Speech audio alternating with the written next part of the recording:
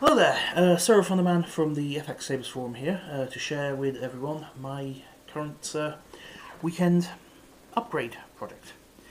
So, here we go. This is my Scrapsaber. It's the first proper FX lightsaber that I built a couple of years ago. I already built a couple of prop lightsabers beforehand. Here's one made out of cut up torch parts and a lot of screws. I made it a couple of years ago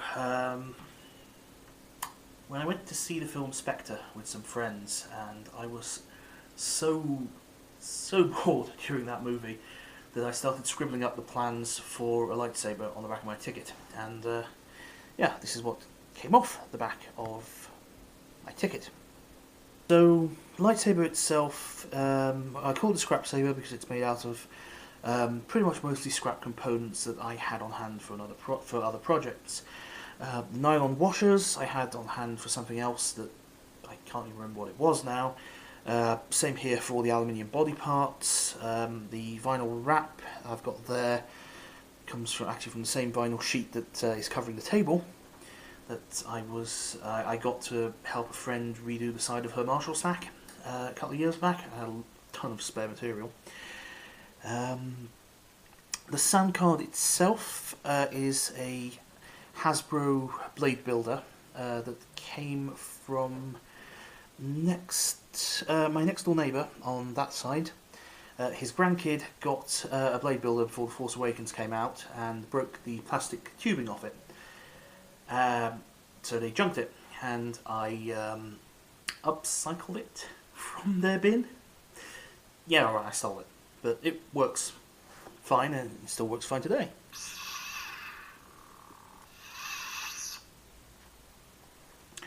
The speaker grill at the back is also a found part. I just took a sink strainer and used that.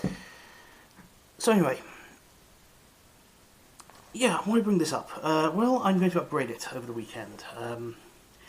Back in January I started experimenting with the open source soundboards. I went for the FX-SabersOS Arduino powered one over the Teensy, mainly because I could get all the components for the Arduino Prime at my local hackspace. And I was quite impressed with what came out of my experimentation. So I'm going to replace all the economy guts and economy chassis I made for this one with something a little bit more powerful. So this is a homebrew Arduino Prime. You've got your three principal components and a homemade PCB that I made with fritzing to hold the MOSFETs there and to hold all the various resistors there. So that'll be the new guts of it. I'm also going for upgrading the green LED with a RGB. I'm going to replace this whole section here, including with the anti-vandal switch, because it was always a bit of a mess. I was never quite satisfied with it. It got quite deeply scratched during the construction, and even sanding it out wasn't enough to take all those scratches out of it. So that's getting replaced altogether. I've got some new 3D printed parts off Shapeways that will replace the nylon washers, which I was never quite satisfied with because I intended to paint them black, but no paint would stick on these nylon washers, annoyingly enough. The Angel Eye switch will be gone because I really hate it. I mean, it was cool the first time I did it, but it got boring real fast, so that'll be gone. And I'm also going to be removing this little D-ring holder at the back here because it's useless now that I've got a my DIY Covertech solution. I built a little belt clip that locks onto the thumb screw, like such. And then I'm going to replace the speaker grill at the back because it's made from steel, and steel has gotten magnetised from the speaker magnet, and that means that the speaker just jumps out of the cradle and starts buzzing every 5 seconds when it's on. So I'm going to replace that with a little MPS4 pommel that I've got lying about the house. And that's it really. Right, so it's been about 2.5 weeks instead of my plan for 2.5 days, but she is finished.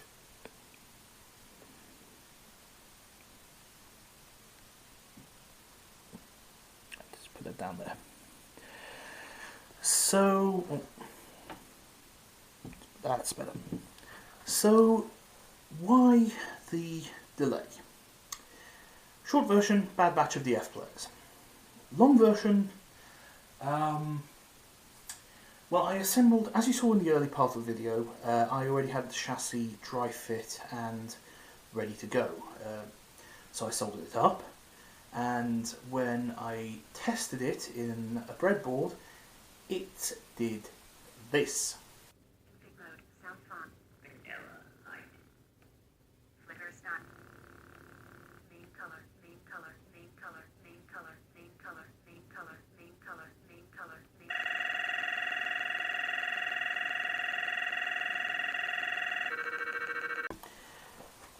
Annoying, isn't it? So I had to pause my build to try and figure out what the devil was going wrong with it, and it took the better part of a week to work out that the error was in the DF player. All the DF players I bought were broken. Whole bad batch. All 5 of them completely gone. I had to rummage around into my breadboard test variant of the FX-SabersOS rig and scrap the DF player out of that, because I knew that that one worked, whereas all the others didn't, and re-solder everything up from scratch. Once that was done, replacing all the parts was dead easy. Replacing that part, well, the part that was that, with newly cut piece of aluminium and shapeways parts, dead easy. Adding the pommel extension, similarly simple. So without further ado, let's turn it on. So guess who managed to wave his lightsaber around and smack his camera off the table? This guy!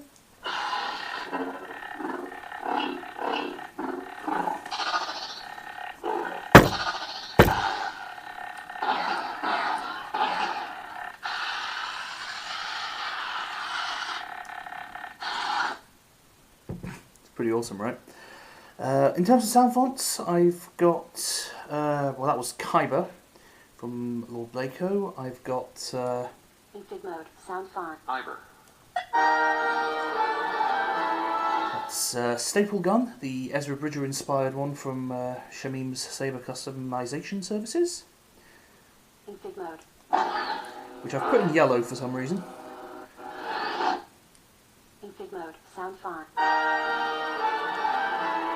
And I've got Praetorian Red Guard from Novastar, Praetorian Guard. which is in purple. Config mode.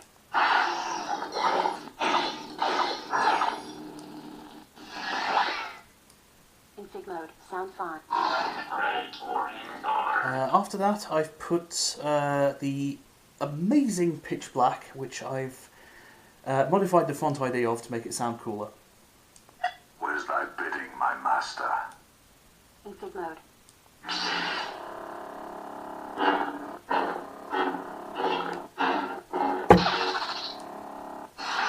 And finally, I've got Genesis Custom Saber Spitfire. Mode, sound fine. Where's thy bid? Spitfire. Config mode.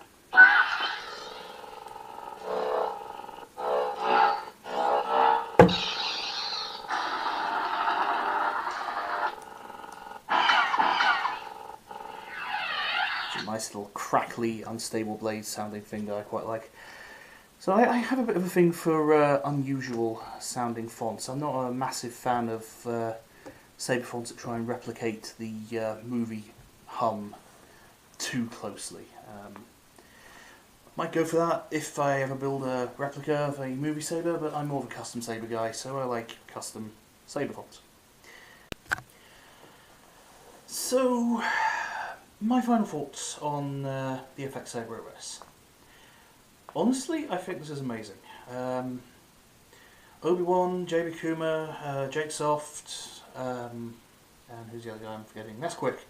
Yeah, you guys have done a pretty damn amazing job with this, and you really deserve a pat on the back and all the praise that I can afford, because this is pretty solid. And I genuinely think that if it were implemented widely enough, this has the potential to kill the Nano Biscotti.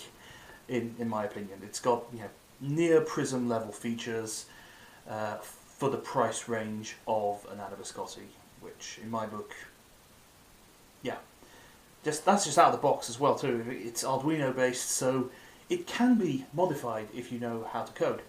And I'm going to teach myself how to code in order to modify this, because it's pretty awesome.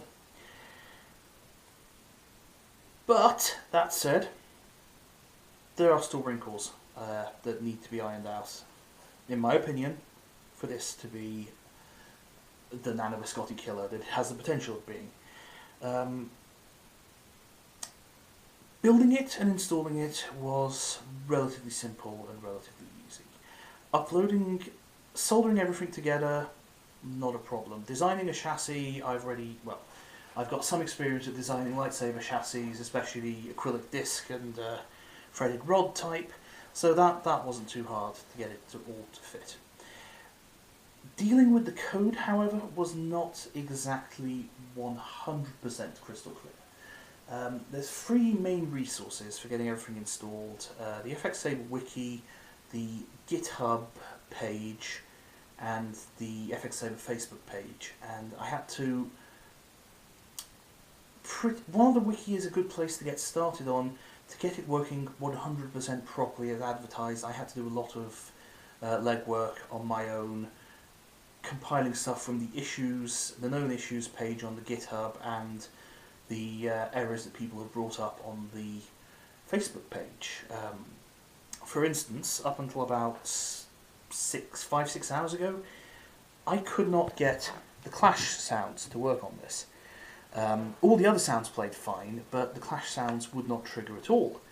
I only managed to figure out how to do it by finding someone who had a similar problem in the issues section of the GitHub and replicating their solution. And it wasn't exactly mentioned in the official documentation or at all that you had to do this. And it seemed like a very clear step to get it to work properly. You have to do this, but it wasn't mentioned anywhere. So there's a couple of clarity issues. More work is required to get this running properly than a standard Plector Labs install. And for me that's fine. I like making things. I am a scratch builder. I will eventually one day make something entirely out of MHS parts rather than a chopped up bit here, a LED holder there. I will do that one day, and that's probably going to be my next build actually. I like DIY. For those of you who do not like DIY and who like a very simple, out-of-the-box, solder it in install, or even a solderless install, as you can do with the Nano Biscotti, this is probably not the sound card for you. If you like the legwork and you like having the options of modifying everything to get it to work better, this is the sound font for you. These are the droids you're looking for. You're just going to have to put a little bit of work into getting it to work properly. But otherwise it's awesome. So will I use it again? Oh hell yes. As I mentioned, I have a upcoming build I've been planning out, and I'm definitely going to put it in that. Will I learn how to code to modify this? Yes, also. I've been meaning to learn how to code Arduinos for a while, and I just haven't found a worthy project to do it on. Lightsabers are worthy enough in my book, so I will be doing it. So yeah, that's pretty much all I've got to say about that. I have upgraded my first lightsaber into something significantly more awesome than it was. I'm really proud of how it's turned out. and I can't wait to work with the Arduino stuff again. Yeah, that's all I've got. So fun.